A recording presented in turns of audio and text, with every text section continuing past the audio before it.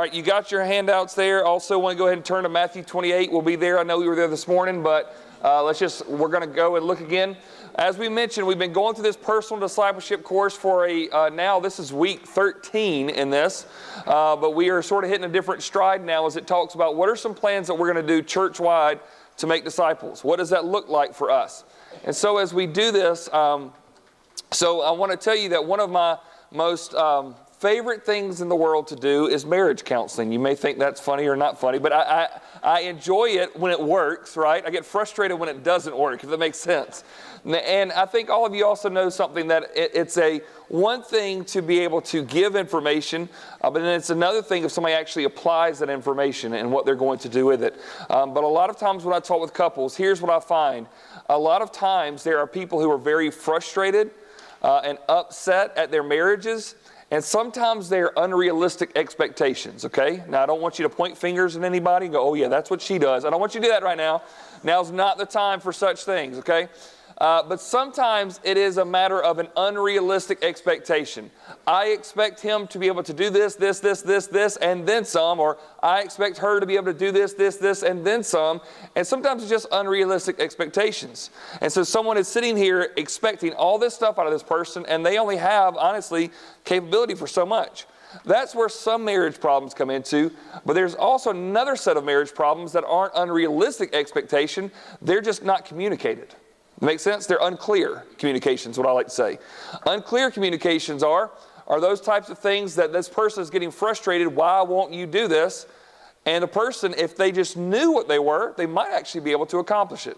I was in a counseling situation one time where someone was saying she was telling me and telling her husband, I'm so upset at him because he disrespects me and he doesn't blah, blah, blah. And he's like, I don't know what she's talking about. I'm like, well, it might be something what you're doing right now. And she keeps trying to say, you know, he disrespects me, he does this. And I said, you're going to have to be more concrete. Men, we're hard-headed. We don't get it. You're just going to have to say it. And he goes, and then she just blurts out, I don't like when he calls me up, and then put some names.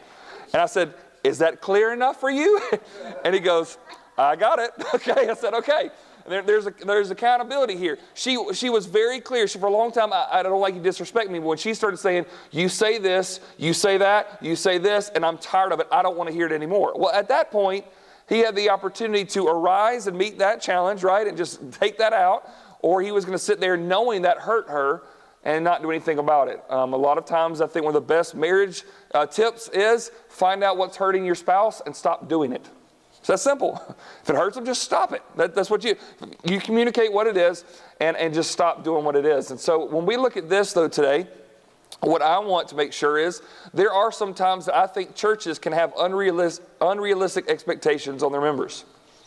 Just, we expect you to do this and be here and go there and do all these kind of things. And you feel like, man, if we do that, not only can we not do anything else in life, but we feel guilty if we do, right?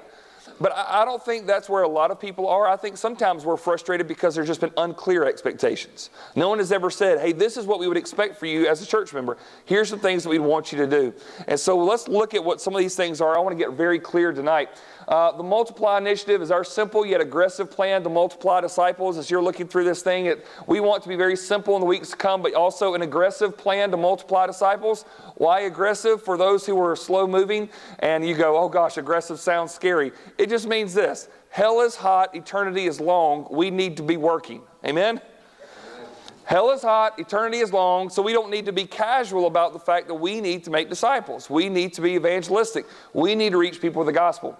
So our church is an established church with almost 2 centuries of discipleship work. How many of you have been here around that long? Raise your hand. Okay, just joking. Just joking. Some of you have been here a while, right? But not maybe that long exactly. But think about that. That's just incredible. If you go through and think, there's almost 2 centuries of gospel work, discipleship work that's happened as a result of this church congregation. That's something beautiful.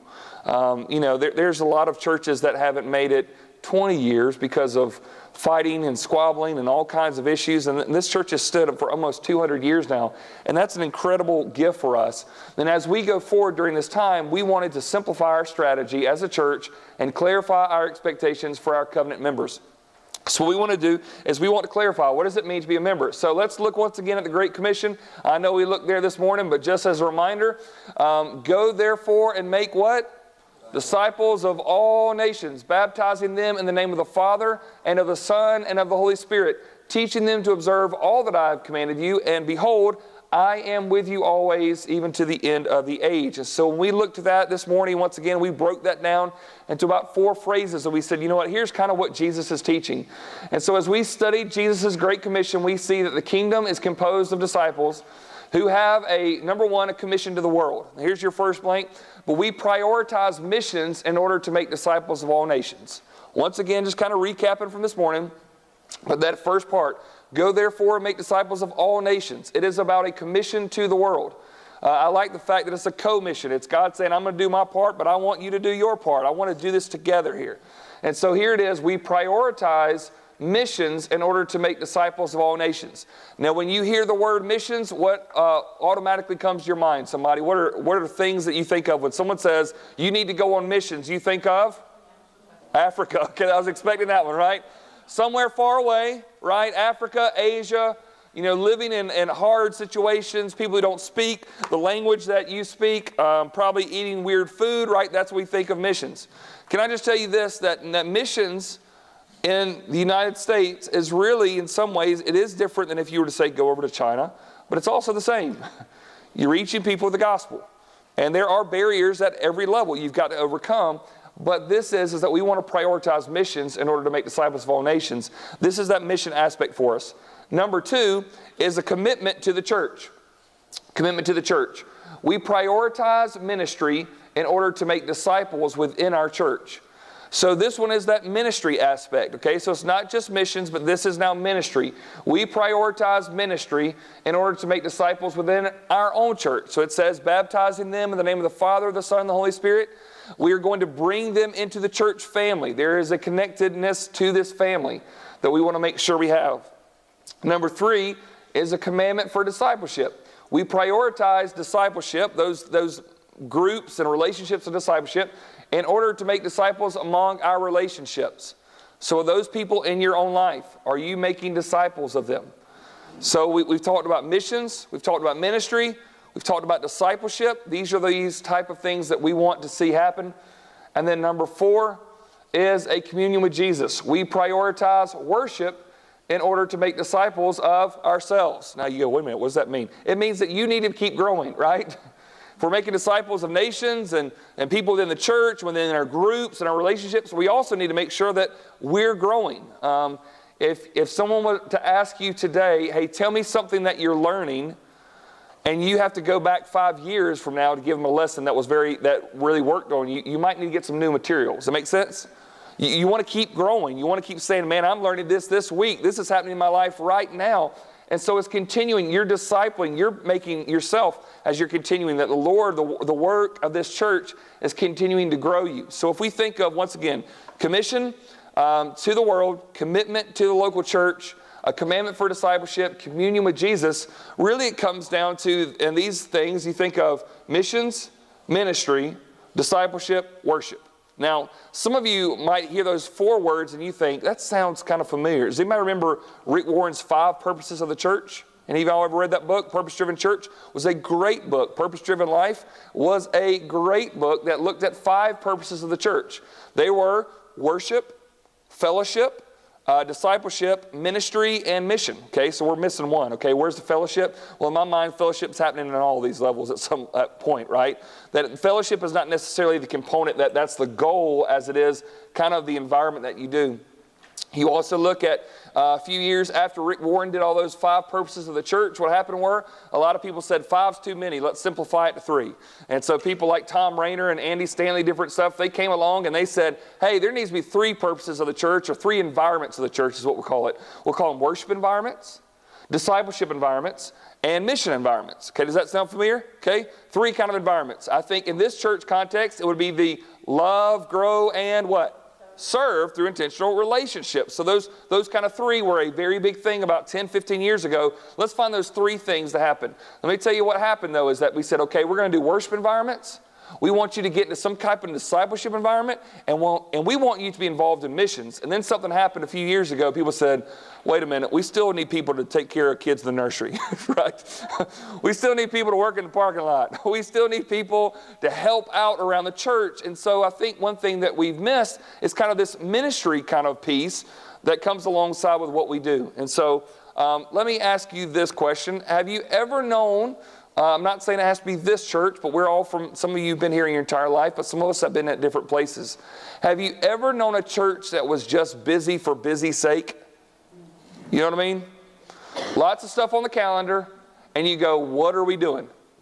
What are we really making disciples here? We got a lot of stuff, lots of activity. And years ago, the way that you knew the church was going well was that if there was activity, cars in the parking lot every night of the week, right? Y'all following me? Oh man, I drive by there and there are cars in the parking lot. What are they doing? I don't know. And then you find out, and it may be something that was really great, or it may be something that have nothing to do with gospel work whatsoever, right? Now, let me just ask you this. If we think through some of the stuff that maybe churches have gotten involved in through the years, can we say that there are probably some good things that churches have gotten involved in, but they haven't been gospel things? Does that make sense? They're good. It's not like they're bad, but what is the main purpose of the church? And so what is the goal? And so I think we see the Great Commission. He's saying this, commission to the world. I want a commitment to the church. I want you following a commandment for the discipleship and a communion with Jesus. That's what I'm wanting to see in you. And so these things are important. So how does this flesh out for us? Let's talk about church strategy, just as right now where we are as a church. Let's look at these things together. First off, let's talk about mission partnerships. And this is that commission aspect. So mission partnerships. How many of you know that we are an Acts 1:8 church? Does anybody know? Okay, you've heard that terminology? How many of you are like, I have no idea what that means? Okay, I'm glad you asked. I will tell you what an Acts 1:8 strategy is. Acts chapter 1 verse 8, Jesus is ascending into the skies, going into heaven, and he says, hey, you guys wait here. You will receive power when the Holy Spirit comes upon you, and you will be my witnesses both in Jerusalem and in Judea and Samaria and to the ends of the earth. It's an Acts 1:8 strategy. If we were to take that the way that it was, it basically looked like this for us on a map. Greenville, South Carolina, United States, world. It's just that the circle keeps getting bigger. So Jerusalem was the city they were in. Judea was that region that they were in. Samaria was that region a little bit further away with people just a little different than them. And then to the ends of the earth says this, you start where you are at home and you continue moving yourself out going further. So as a church, we have an Acts 1:8 strategy. That means that we want to have mission partnerships with people here in Greenville, right? In South Carolina, within the United States, and then also to the nations. And so can anybody think of a mission partnership Rocky Creek has here in Greenville? Anybody? Boston. Say that again. Is it in Boston? Okay, we do have a mission partnership out in Boston, right? So that would be that kind of third tier of it. Great, absolutely. What else do we have? So what? Miracle Hill, right here in Greenville, right? Okay, we're pretty committed to Miracle Hill, not only with what we do as far as loving on the guys, the overcomers and whatnot, and saying we're partnering with you guys as going through recovery, but also our kids were serving at the children's home and people giving to the thrift store and whatnot. Piedmont Women's Center, anybody? It's a mission partner that we have. David's Table, that's here. If you don't know what David's Table is, I know I'm skirting through these quick, and I'm going to miss some, so this is where I shouldn't have even started. But just to give you a few.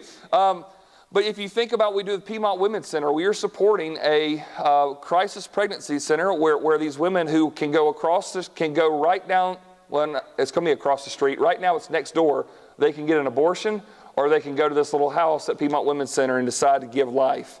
And that these ladies are sharing the gospel and working through and helping them out through pregnancy. Right now we're helping build this building that's going to be across the street from the abortion clinic, and it's going to look like the best building on that entire road where hospitals and everything is. It's going to look incredible. And as women drive by, they're going to think, do I want to go to that busted up old building or there when I'm in, let me go there. And they're going to get there and they're going to hear the gospel. They're going to have somebody say, let me tell you, before you make this decision, we want to let you know, we'll walk through with you and let this life come to pass, and we will help you find a place for this child. And so those are partners that we have here in our Acts 1:8 strategy, these partnerships right here. At a state level, if you're not aware, we are partnering with church plants that are happening here in this state, that are a couple counties over and whatnot, and we're helping out in those areas. Once again, even with Miracle Hill, it's not just located in Greenville. We sort of got a tour this week. There's a lot of stuff out there if you didn't know. They're involved in so much stuff.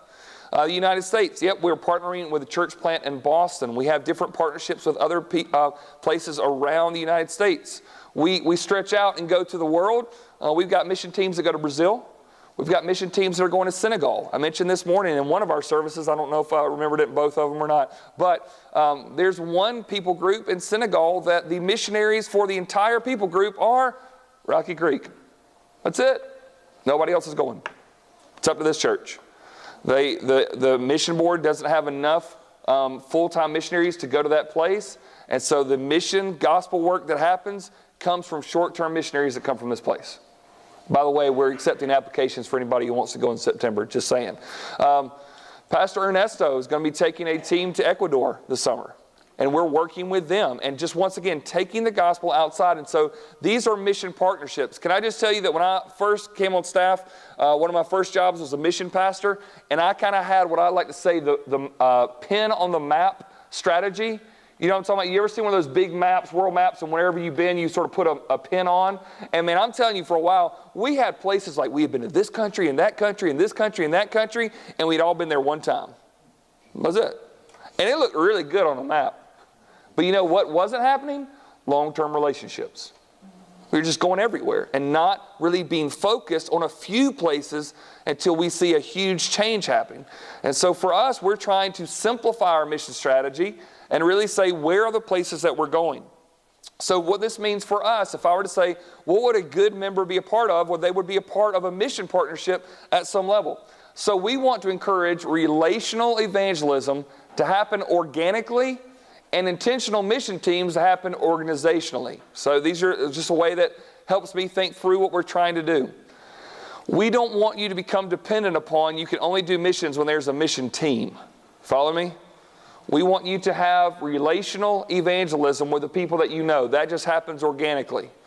You ever been in a relationship with somebody and you're just talking to them and they tell you that their life has fallen apart, and all of a sudden you feel that your heart's beating fast and you think, I need to share the gospel with this person, right?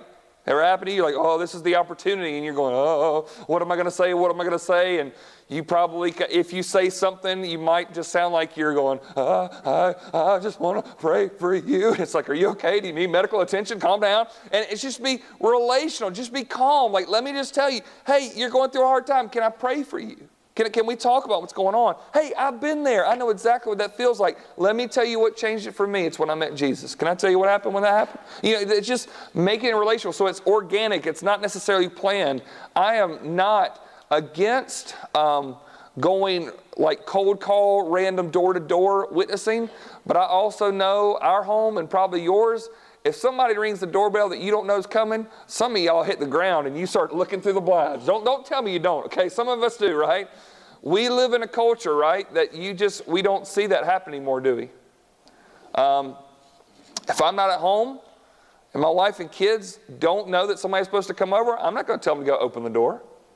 There's a lot of people who say that they're here for this and they're actually here for that. That's just the world we live in now. So it's a different time. And so does that mean that evangelism has to stop? No, it just means that you might need to start with actual relationships you have. Get to know your neighbors. Get to know the people around you. There's a resource we're going to be giving you here in these next couple weeks called Bless Every Home.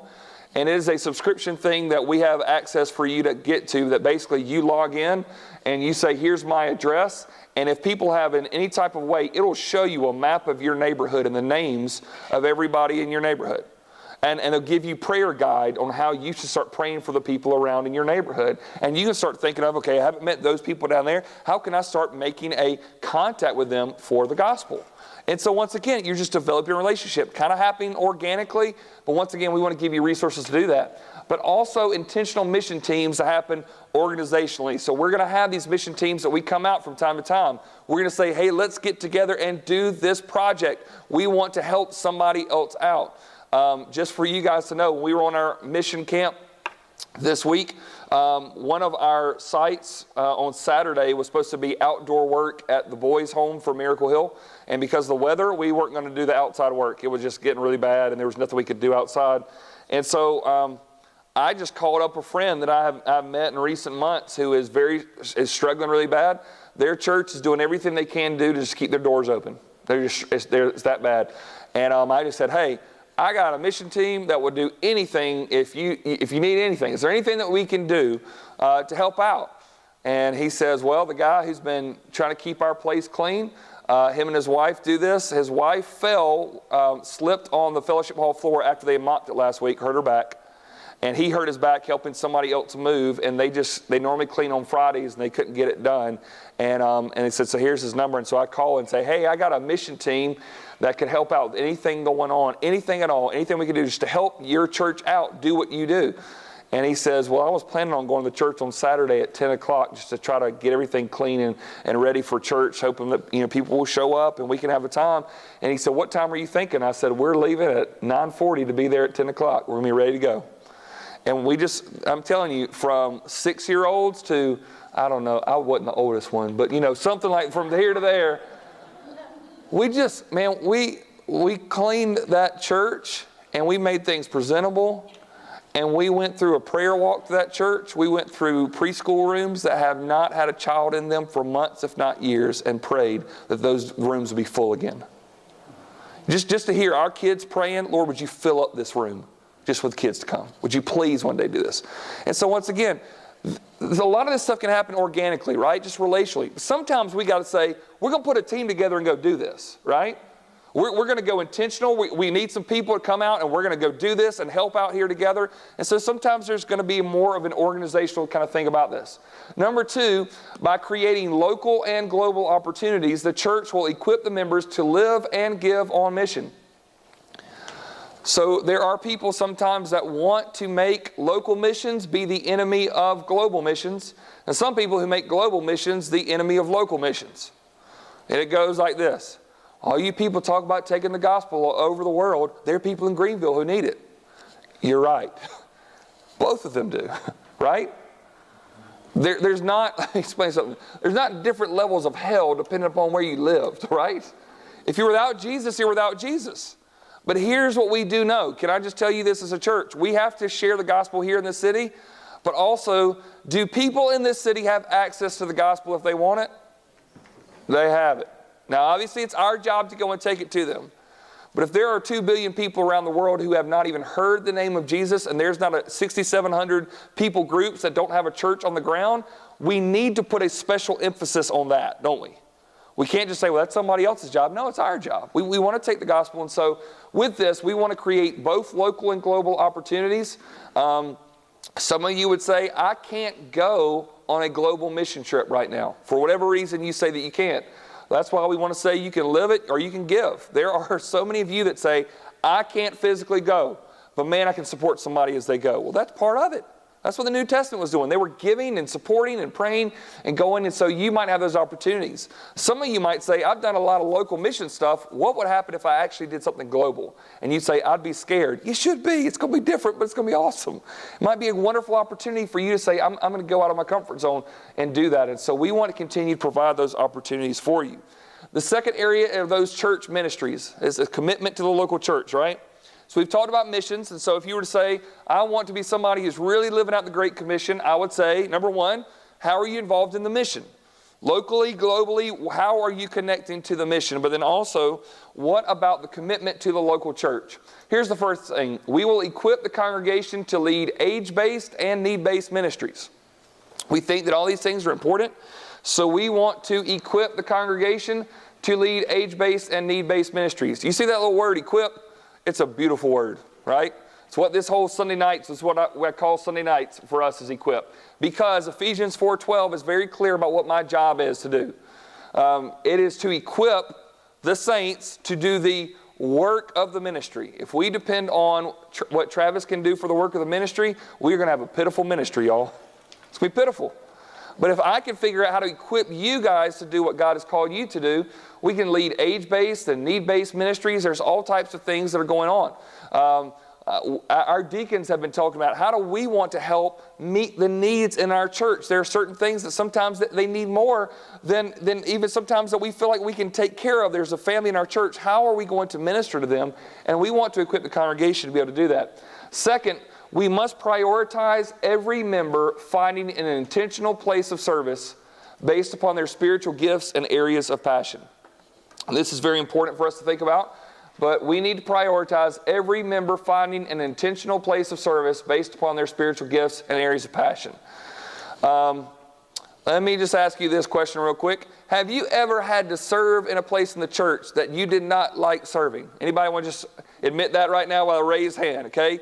You did something not because you liked doing it, because somebody made you feel guilty. Yes and amen, right? Okay.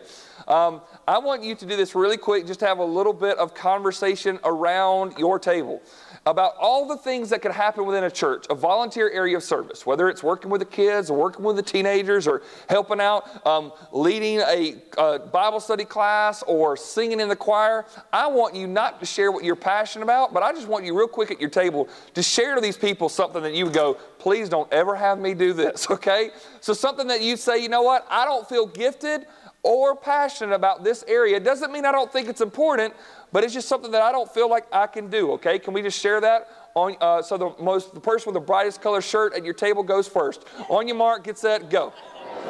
I tell y'all what, you got really excited about talking about what you don't want to do. That was really incredible right there. It's just like, I mean, I saw passion and energy just come out loud. That was awesome. All right, let me ask you this real quick. If you ever think about that, if you know what it's like, same kind of thing, if you've ever gone to a job that you hate, you don't do work well, do you? You just don't. Now, I know that any job is a job. There's always work associated to it. There's always bad days, even if it's the dream job, right? Some of you know that, right? But also, you also know what the difference is. If you've been doing this and all of a sudden you're allowed to do that, you go, oh, wow, that's incredible. I want to do that. Same thing as it relates to church service.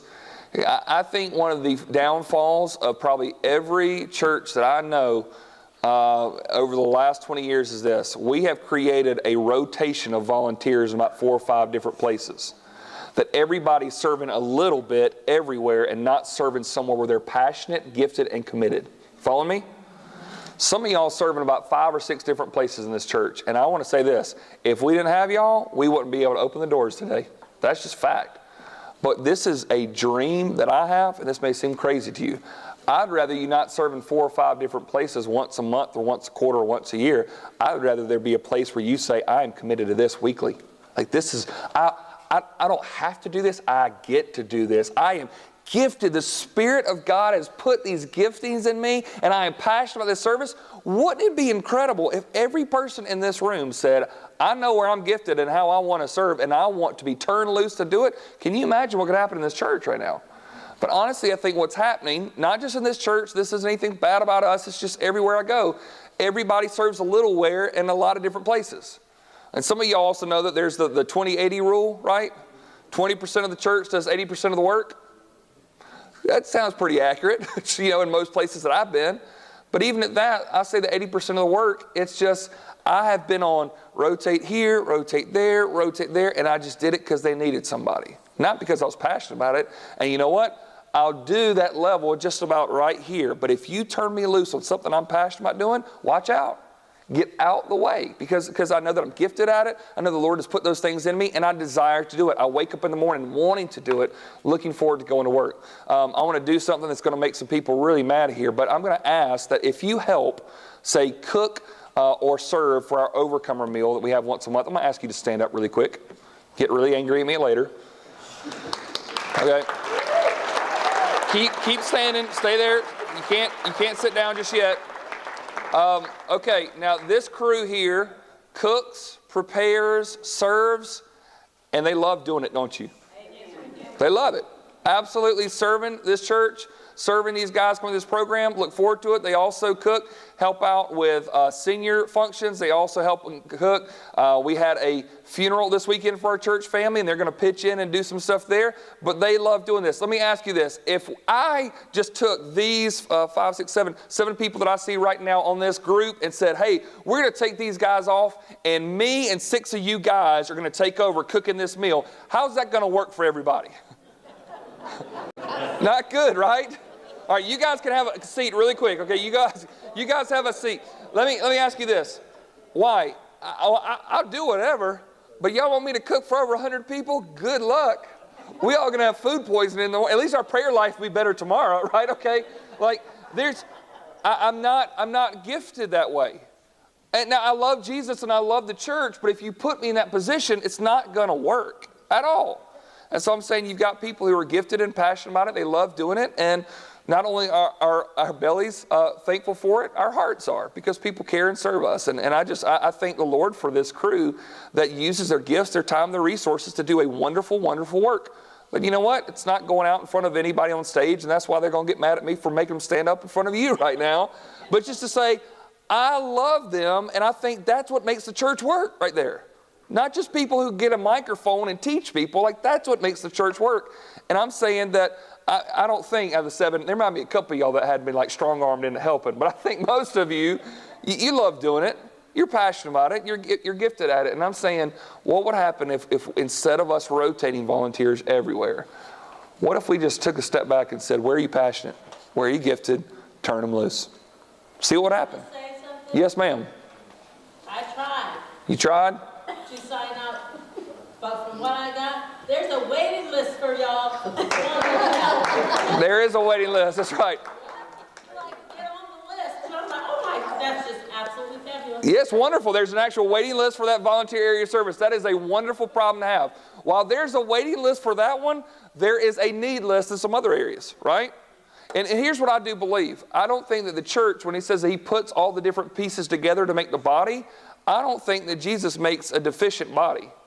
I don't think he's made the church of Rocky Creek missing an arm. You following me?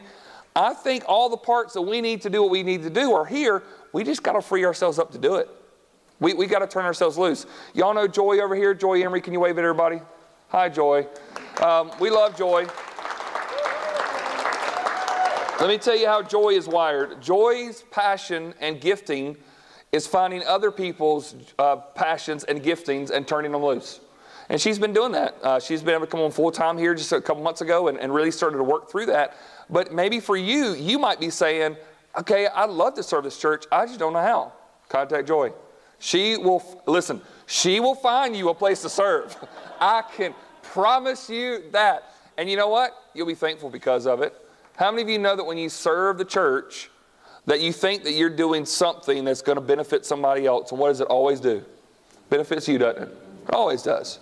There are days when I've gone kicking and screaming at certain things, and I'm tired and I'm worn out, and I go, sometimes that service of those certain things are the most important things that I do. And so I'm saying, what would happen if we changed that 80-20 rule, that 20-80 rule, whatever it is, and what if we started setting everybody loose to an area of passion they really felt committed to, that they could start serving? If you have the Spirit of God within you, I think that he has turned certain things on inside of you that allows you to do stuff that builds up the body of Christ. And I want to turn you loose for it. I want to see you serving in that capacity. So this third one is what we call gospel groups. This is that commandment for discipleship. Some of you know that with our scheduling conflict that we had, and we had to realize that we needed to have an extra service last year, at least for our English side, and then we added the Spanish side. What we noticed was we were going to have a problem with how do we get all these people in certain places. And some people, I had somebody ask me a couple months ago, hey, why don't we just do an early service, and then one simple like Sunday school hour time, and then a later service? Why don't we do that? And I'll go ahead and tell you the reason why. Because we believe that if the earlier we put a service, the least amount of people are going to come to it. The earlier you go, there's going to be a group of people who say, well, I don't mind waking up in the morning, I'll go to it, but it's going to be harder to grow that service. So the reason why we did a complete flip-flop was that we said, okay, we at least want to have any type of age, any type of family, any type of person be able to say, I can make it by 9 o'clock. That's not too early for me. I can do that. And so with that, what that caused was some people, like take example me. I can't be a part of a Sunday school class if you didn't realize that. I can't. And as your pastor, I need to be a part of a smaller group of people that I'm connected to.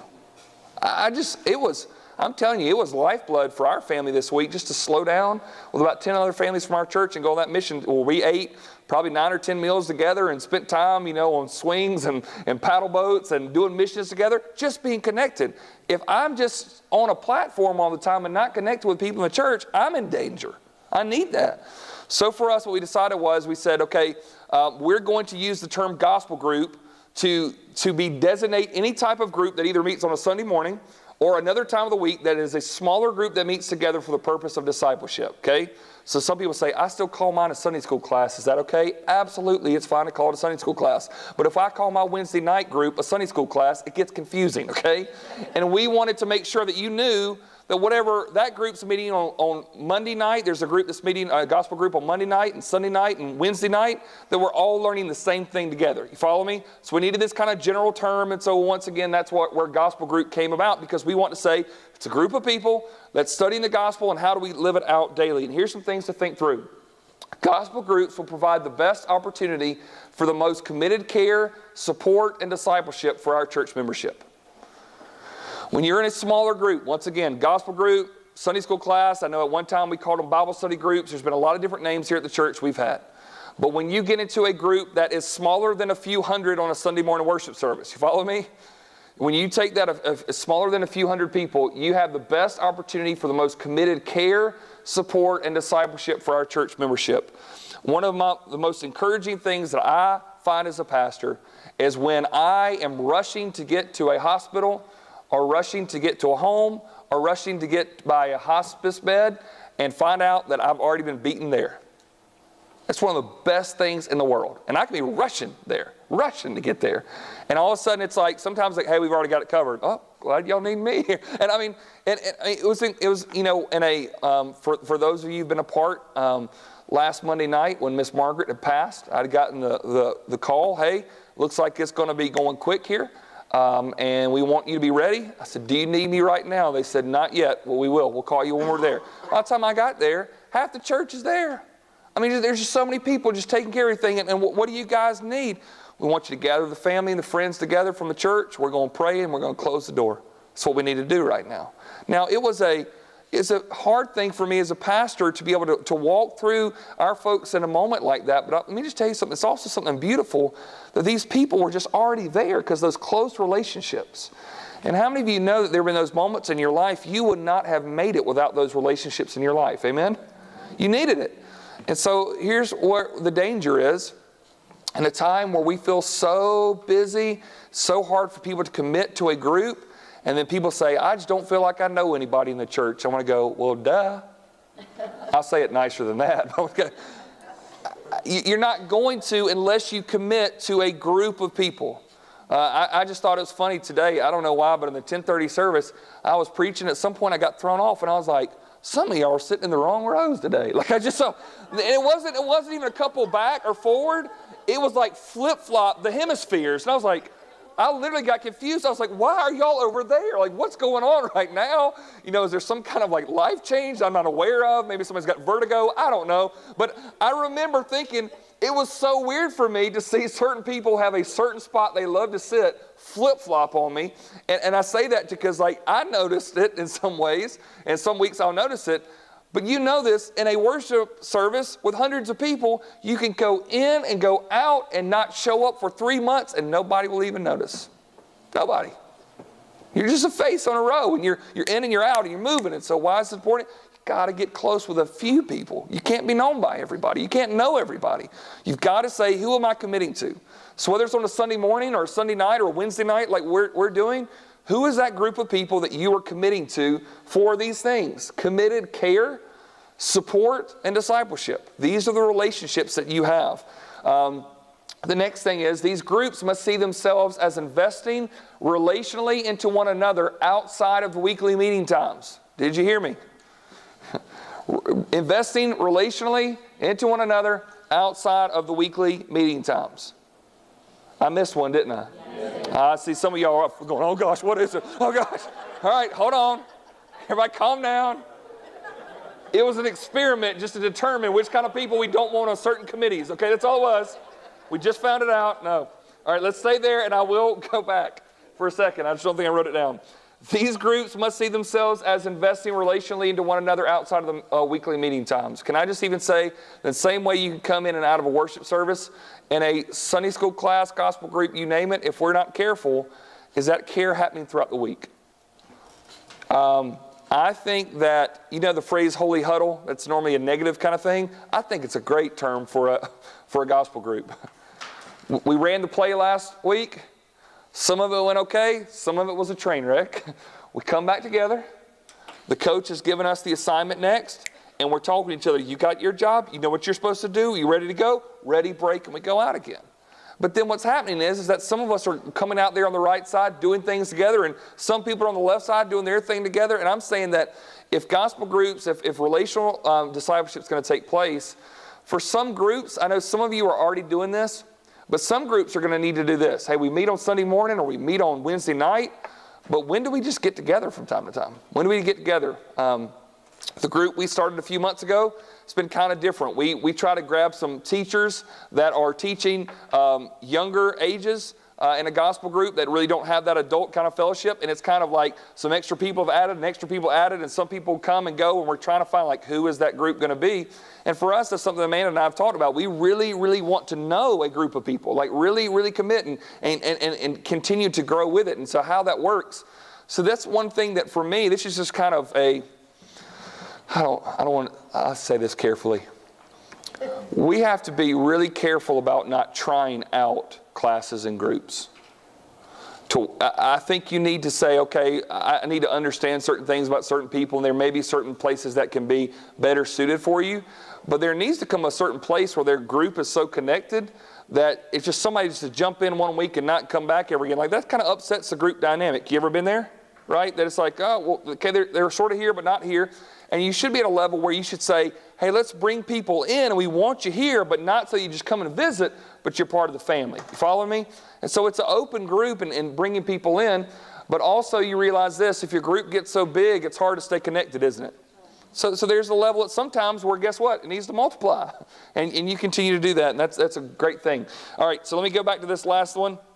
In order to create, I don't have it on the slide, so you're going to have to follow me, okay? Get ready to spell. In order to create an opportunity for multi-generational unity, U-N-I-T-Y, okay, there you go. In order to create an opportunity for multi-generational unity and family discipleship, all ages in the church align with the same Bible-based curriculum and reading plan. The reason why we all go to the gospel project together, we've called this the gospel group, we have a Bible reading plan, is we want that if I am to walk into somebody else that I see in the church and go, hey, how was that reading this morning? You know, we read through 1 John this week, and we're just learning and growing from it, talking about it. We're all in the same place. I get my kids in the car. I know what they learned in their gospel group today. I don't have to guess. Don't have to wonder if they're going to, I don't know. No, I know exactly, and I can start talking to them about it. That's why it's so important.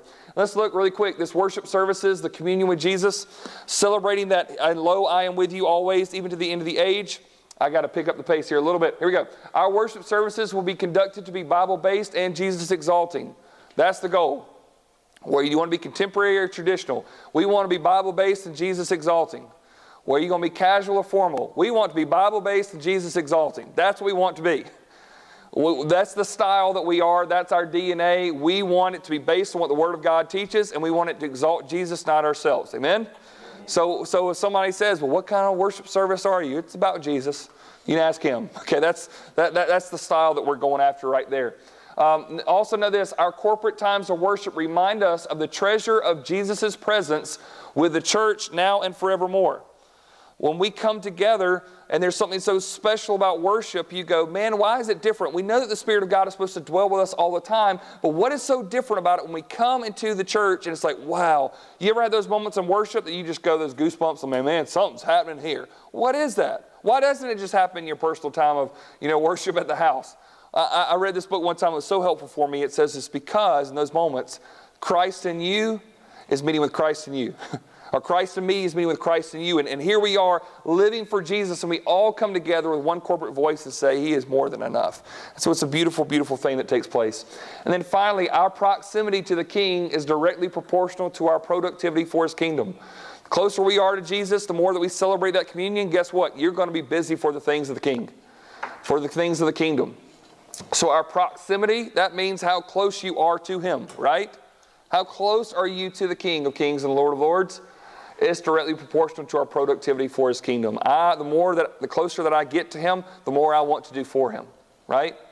I just see Him for how beautiful and wonderful and glorious He is, and I just want to get busy. I want to do things for His King. So our proximity to the King is directly proportional to our productivity for His kingdom. So you see that for us, here's a kind of litmus test for you that you go, okay, well, what does that mean as a church? Here would be Trav's just dream come true, okay? You ready for it? Every church member would say, how am I involved in a mission partnership? How am I involved in a ministry opportunity, ministry place of service? Am I involved in a gospel group? Am I involved in a worship service? And you go, oh, Travis, this sounds like 4 hours a week. Maybe. Maybe it's not. Maybe it is. It may not be every week, but it's this. I'm saying, do you not see these things in the Great Commission? This is a way to flesh it out. And so what this also means is for some of us is this is going to be difficult, but like for us, we have people who are serving at 1 hour on Sunday morning and worshiping on another hour. They can't be in a gospel group. So we got to figure out how to do them at different times throughout the week. That also means there are some people who right now, because we don't have enough servants and volunteers in certain areas, there are some people who don't get to worship on Sundays. They're serving both hours. There are people that I am saying, you're not going to continue to do that. We're going to find somebody in because you need that part. And so for me, I'm going, am I worshiping? Am I involving in discipleship in a group setting? Am I serving in some type of way the church? And I'm also involved in missions in some type of way. So here's the personal shift as we close. In all these 4 areas, we will seek to provide a program that helps create a lifestyle. So the program's not the end goal. Program is a catalyst to try to make you something, change your lifestyle. So here it is. By involving yourself with a mission partnership, you can mature into an evangelistic lifestyle of going with a commission to the world. Some of you right now, if I just turned you loose and said, hey, I want you to go be a missionary, just go evangelize everybody in Greenville, you go, can you give me a little prep time? Can you help show me the way? Here's the best way that I know how to do it. Some of you need to get on a service team, a mission team that helps out in one of our mission partnerships and just start to serve in that kind of organized setting, right? And the more that you do in an organized setting, guess what happens? It starts spilling over into your life. You just find it's more comfortable for you to do it. The more often that I am sharing the gospel or I'm in a service context, here's what happens. It's easier for me when I'm in a relational context just to be able to share the gospel with somebody. And so it's those kind of a mission partnership, giving yourself that opportunity to do that. Number 2, by involving yourself with a church ministry, you can move into a servant lifestyle of a commitment to the church. So you might say, I do want to serve and help cook, or I want to go and help people out of the nursery, or I want to be a greeter. I'm a happy person, whatever it is. Like you say, I want to do that. And that's a wonderful, it's a program and you step into that and it's a good thing. But guess what happens? If you do it well, it sort of creates a servant lifestyle and you find yourself connecting to a commitment of the church. I think it's wonderful. I think this is a beautiful example. I think it was incredible for some of my guys, my boys who were playing upper basketball. Their gospel group leaders that teach them on a Sunday morning came out and supported them on a Saturday afternoon watching basketball, celebrating them. That's just taking a little extra step, but it's saying, you know what, it wasn't like Joy said, by the way, I need you guys to do this, check it off. It's just they wanted to do it, right? Because they're involved in that relationship. So you start there by involving yourself in a ministry, and hopefully, prayerfully, it starts spilling over into other areas. Number 3, by involving yourself with a gospel group, you can move into a relational lifestyle of obeying the commandment for discipleship. So you commit to a gospel group, and you say, I'm going to be there on Monday nights. I'm going to be there on Sunday mornings. I'm committing to you people. And you know what happens?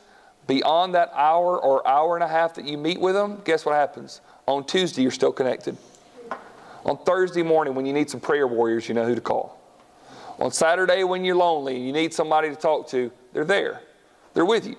And so it starts spilling over into that. So once again, this is a wonderful opportunity. And then, number 4, by involving yourself with a worship service, you can celebrate an abiding lifestyle. You're abiding with Jesus, of experiencing a communion with Jesus.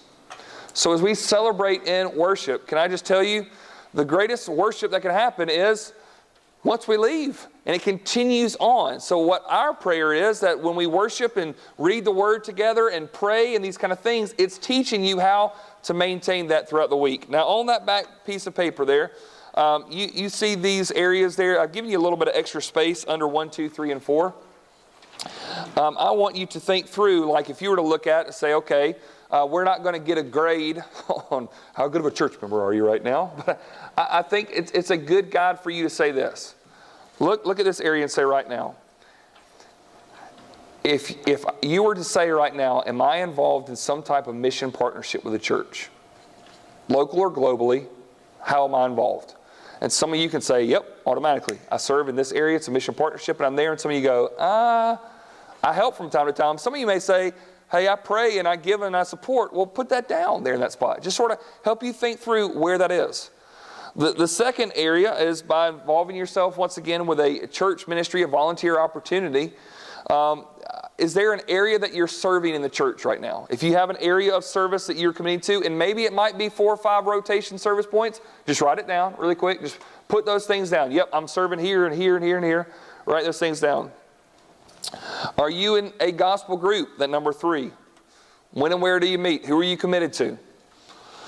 And number 4, are you involved? Are you committed to worship? Are you there on Sunday? Are you ready to go? Ready to say amen when the preacher says something good every once in a while? I mean, just really get after it. Are you there, right?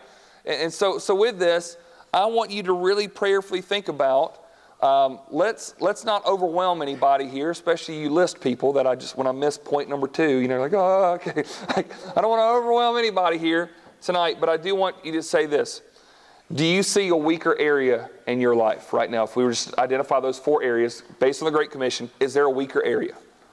Some of you might say, yep, I'm not involved in any type of mission connection whatsoever. Not involved, and I know that's where I need to focus. Some of you need to say, I got a lot of groups that I sort of serve on every once in a while, but I would say I have a passionate place of service, and I really feel gifted and passionate about this, and I would love to do this. That's where you need to work. Some of you would say, I'm so busy serving and going and doing, I'm not really in a gospel group where I'm connecting with other believers, and I'm not really known by anybody. That's where I need to focus. And some of you might need to say, you know what, I'm doing all these other things, but I'm not really working on my own communion with Jesus and not having that time to worship together as a church family, and also to be able to grow in my own relationship. So, does this help? Does this make sense a little bit? At least make some clear expectations? Now, this is how it starts coming out for you, is that you start thinking, okay, where am I? Where do I need to be? And that doesn't mean that you need to be there by next Sunday, okay? Just in 2 weeks from now, okay? That's all, okay? So no rush whatsoever. But here's what I want you to hear me say. Do you believe that the Great Commission is something that we need to be a part of? Yes? Okay. Could there be worldly things distracting us from that? Yes. Could there be busyness within the church even distracting us from these things? Yeah. Some of us could be doing so many little things. What is it? Jack of all trades, master of none. You ever felt there before? Doing a lot of stuff, but am I really doing what's important? And so I want to encourage you guys. Some of you may have to say, you might have to let down some people. This is dangerous. I shouldn't say this. Everybody got a heart attack. You might have to let down people in this church and say, I can't do this, this, this, and this because I'm really going to do this now. Really going to do this. Some of you feel like you have this pull to go and serve in this direction, and you go, oh, I don't know if I can do that. I'm kind of scared, and what will people think? And yet everybody else is telling you you would make a great this, and the only person who doesn't think that is you. You ever been there? Listen to the body of Christ. Listen to how the Spirit's prodding. Listen, the harvest is plentiful, but the workers are what? Few. So what we're going to do is we're going to beseech, we're going to ask the Lord of the harvest to send more workers into His harvest. And however this means for you, what's the next step? Where would you say, what do I need to do? So let's pray together.